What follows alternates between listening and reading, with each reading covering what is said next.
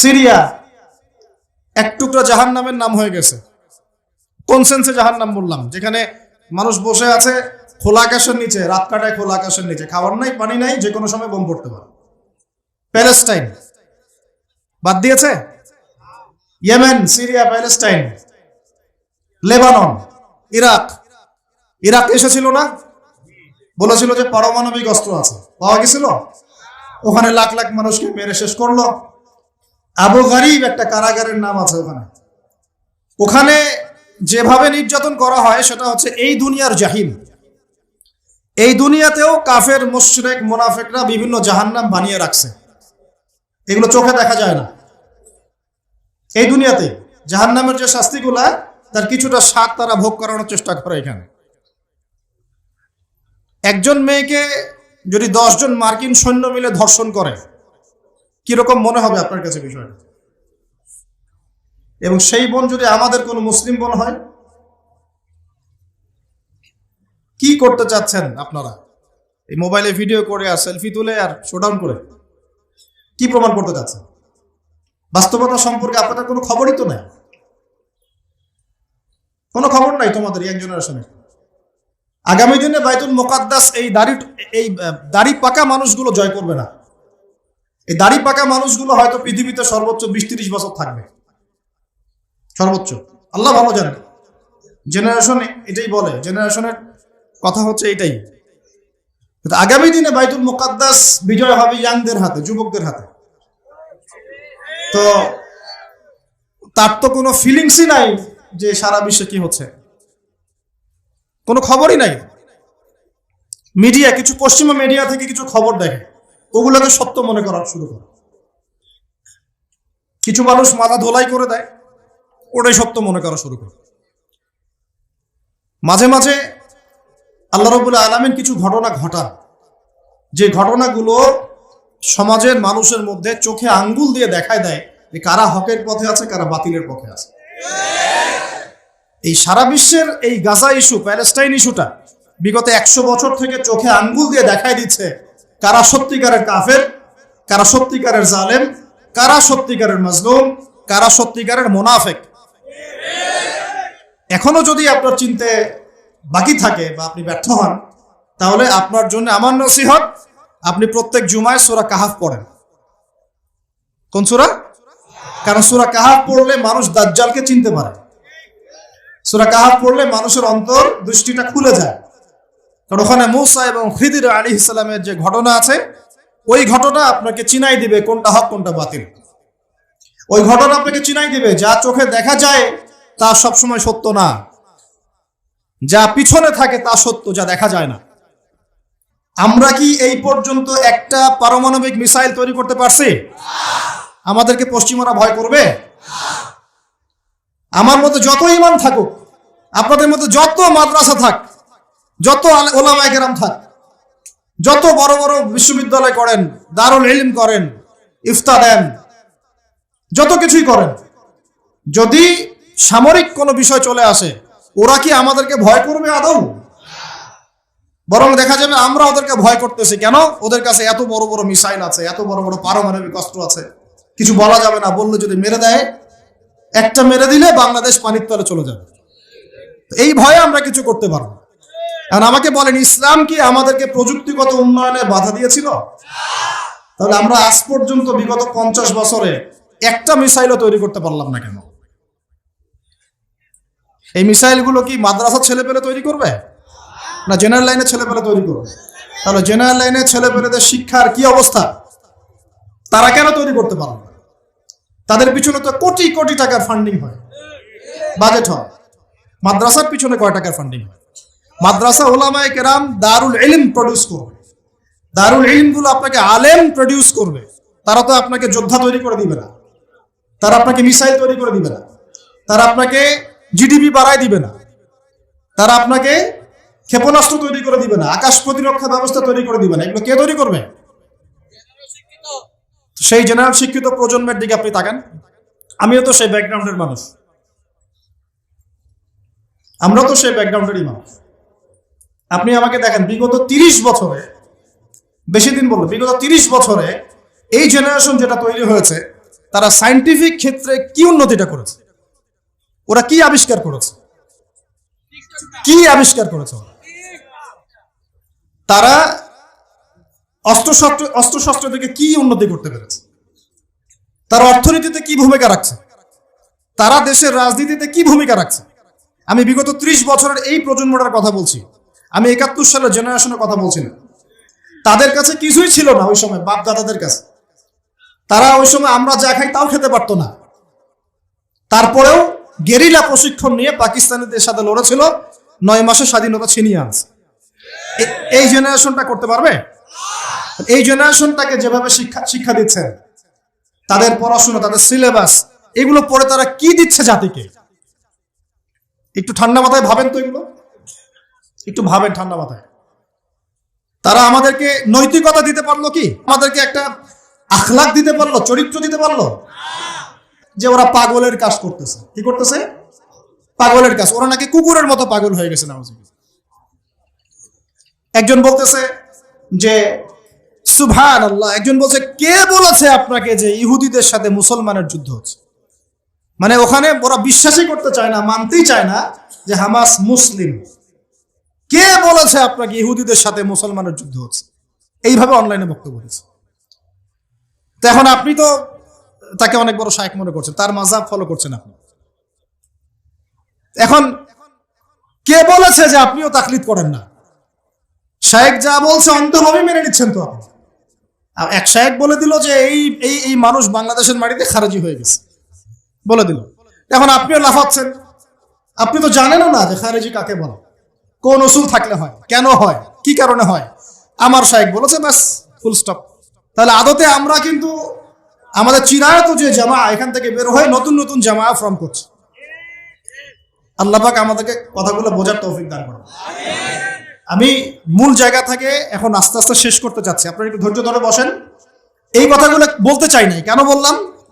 বলার কারণ হচ্ছে মাজলুমদের পক্ষে যদি আমরা অবস্থান নিতে ব্যর্থ হই, কাল কিয়ামতের মাঠে আল্লাহ পাক আমাদেরকে ছাড়বে না। মাজলুমদের, আবার বলি শোনেন, মাজলুমদের পক্ষে যদি আমরা অবস্থান নিতে ব্যর্থ হই, কথা বলতে ব্যর্থ হই, লিখতে ব্যর্থ হই, আকীদা রাখতে ব্যর্থ হই, আল্লাহ পাকের কাছে পার পাওয়া যাবে না। দুনিয়াতে পার পেতে পারে না, দুনিয়াতে পার পেতে পারে। আর যেভাবে আমরা জাতিগত বিভক্তি সৃষ্টি করছি এবং ভিতরে যে এক শ্রেণীর মুনাফিক ঢুকে নিজেদেরকে আলেম পরিচয় দিয়ে মাজলুমের বিপক্ষে অবস্থান নিয়ে জালেমকে প্রমোট করছে, এদেরকে চিনে রাখেন বাংলাদেশের মানুষ, চিনে রাখেন। আজকে থেকে 5-10 বছর পর আরো ভালো করে চিনতে পারবেন ইনশাআল্লাহ। আমি হলফ করে বলতেছি, যদি আমাদের জাতির উপরে কোনো বিপর্যয় নেমে আসে, তবুও এদেরকে আপনি আপনার পাশে পাবেন না।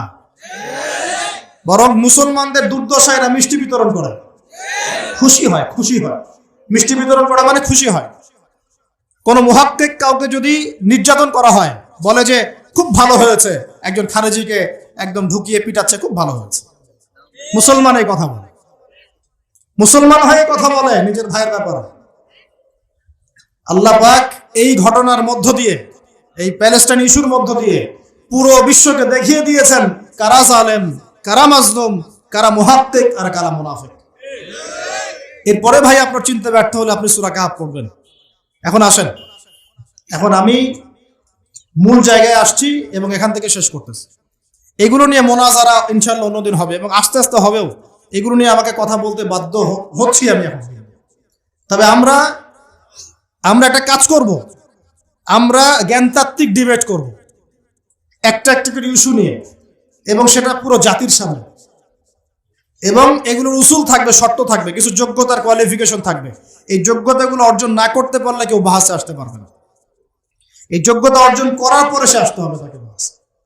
এবং ইলেক্টেড মানুষ চেলাপেলা লাফালাফি করবে না, চেলাপেলা লাফালাফি করবে না, তাদের বড়দেরকে পাঠাতে হবে।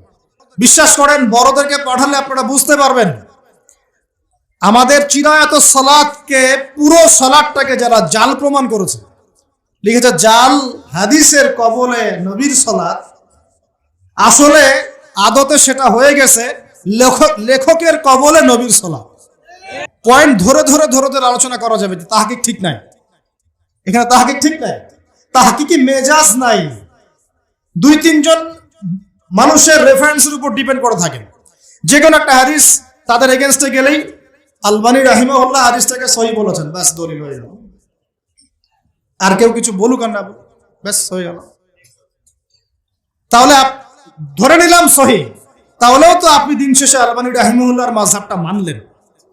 তো একটা তো মাযহাব মানলেন, তো সমস্যা কি? এই ভাইরা না হয় আরেকটা মাযহাব মানছে, কি সমস্যা? কেন আপনি এটাকে বিতর্কিত করতে গেলেন? পুরো মানুষগুলোকে একটা মিশনে আপনি মাঠে নামলেন, এদের সবাইকে মাযহাব থেকে টেনে বের করব, বের করার পরে আমার মাযহাবে ঢুকাবো। তারপরেও তো একা থাকতে পারলেন না, এক থাকতে পারলেন না। ওর ভিতরে আবার 8টা-10টা দল হয়ে গেল, ওদের মধ্যে আবার একে অপরের মিল নাই, মহব্বত নাই। একজনের মসজিদে একজন নামাজও পড়ে না। আমার চেয়ে বেশি জানেন এগুলা। আপনি কোন সালাফিজমের কথা বলছেন? আমার পুরো নানির গোষ্ঠী সালাফি, জানেন? আমার মামারা, আমার নানা, আমার নানি, তারা বলে যে আমরা নিজের আহলে হাদিস, তারা বলে। কিন্তু আমি মামাদেরকে, নানিদেরকে বলি যে হাদিস কতটুকু পড়তে পারেন, কতটুকু আমল করেন, সব হাদিস বুঝেন কি না? তারা তো বোঝে না, তারা তো আলেম না, তারা তো বোঝে না। এটা টাইটেল নিয়ে নিয়েছি আমরা এই পরিবারে। কিন্তু একজন মানুষ কোরআন এবং হাদিসের পরিপূর্ণ বিষয়টা মেনে না চললে কি আহলে হাদিস হতে পারবে? পারবে না। আবার আমার দাদার গোষ্ঠী, দাদা পরদাদা যারা বাগদাদ থেকে আসছেন বাংলাদেশে দিন প্রচার করতে, তারা হানাফি মাযহাবের অনুসারী। তা আমাকে জানাচ্ছেন কোনটার মধ্যে কি আছে? আমি অনেক ভালো জানি আপনার চাইতে কার ভিতরে কি আছে। তাহলে আমি যখন সবকিছু ঘেটে বলছি আপনাকে যে বাংলাদেশের ওলামায়ে কেরামরা যারা আছেন তারা হকের উপর আছেন, আপনার বিশ্বাস করা উচিত। এরপরও যদি বিশ্বাস না হয় তাহলে মোনাজারায় বসেন, আপনি বড় বড়দেরকে নিয়ে বসেন, এই ব্রাদার সিস্টারদের সাথে তো বসতে পারবো না।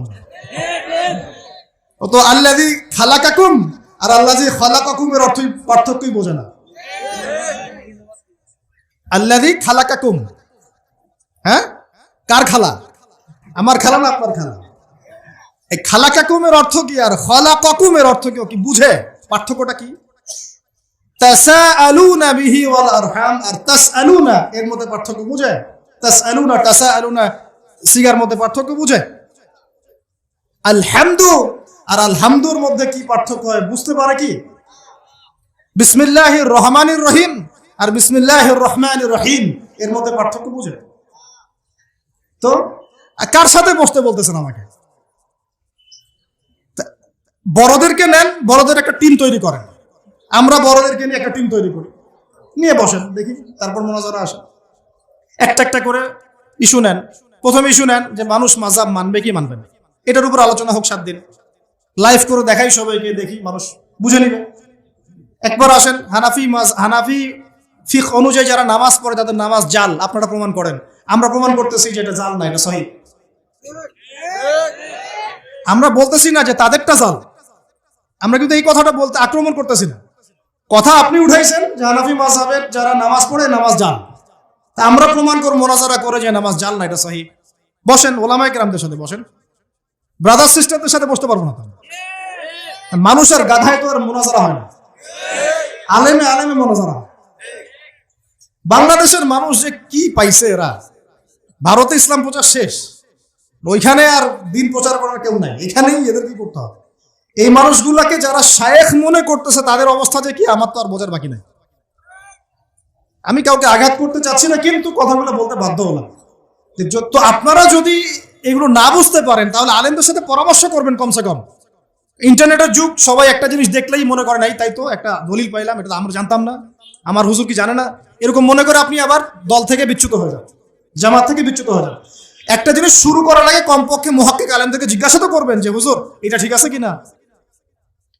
এই মাসআলাগুলোকে নিয়ে বিগত প্রায় 5 থেকে 10 বছরে তর্ক করতে করতে করতে করতে সমাজটাকে বিভক্ত করে রেখে দিয়েছে।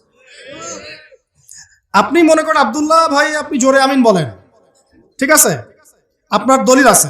ওই যে ভাই আব্দুর রহমান আস্তে আমিন বলতেছে, ওর দলিল নাই? আপনার কাছে মনে হচ্ছে ওর দলিল নাই, কিন্তু দলিল তো একটা সহিহ। তো বাংলাদেশের মানুষ, অনেক মানুষ আসতে বলেছে, তো কি সমস্যা হয়েছে? এটাই কি একমাত্র ইস্যু যেটা নিয়ে দেশ কাঁপায় ফেলতে হবে? প্যালেস্টাইন নিয়ে আপনার কোনো বক্তব্য নাই, জেরুজালেম ইস্যু নিয়ে কোনো কথা নাই, ইউনাইটেড মুসলিম উম্মাহ নিয়ে কোনো কথা নাই, IMF ওয়ার্ল্ড ব্যাংক নিয়ে কোনো কথা নাই, হ্যাঁ, কুফফারদের আগ্রাসন নিয়ে কোনো কথা নাই, মুসলিম জাতির নিধন নিয়ে কোনো কথা নাই, এখন পর্যন্ত প্যালেস্টাইন ইস্যু নিয়ে কোনো কথা নাই, কোনো স্ট্রেট ফরওয়ার্ড বক্তব্য নাই, মুসলিম উম্মাহকে ঐক্যবদ্ধ করার কোনো ফিকির নাই, যুবকদেরকে দিনের পথে আনার কোনো ফিকির নাই, সুদভিত্তিক অর্থনীতিটা বয়কট করার কোনো ফিকির নাই, ইসরায়েলে পণ্য বয়কটের কোনো কথা আসে না, কথা ওই এক ঘুরে ফিরে একই, হাত বাঁধা, রফুলে দেয় না রামিন, বাস এই আর কি। ইসলাম মানে এই নাকি আমাদের? আর যেগুলো শিরক, এগুলো তো আগে থেকেই শিরকি ছিল, নতুন করে আপনাকে প্রমাণ করতে হবে এগুলো শিরক? ওলামায়ে কেরাম কখনো বলেছিলেন কবরে সিজদা করতে? যেগুলো স্পষ্ট বেদাত, এগুলো তো বেদাত ছিল আগে থেকেই, নতুন করে আপনাকে প্রমাণ করতে হবে এটা বেদাত? সুবহানাল্লাহ। এই জিনিসগুলো আমাদের বোঝা উচিত।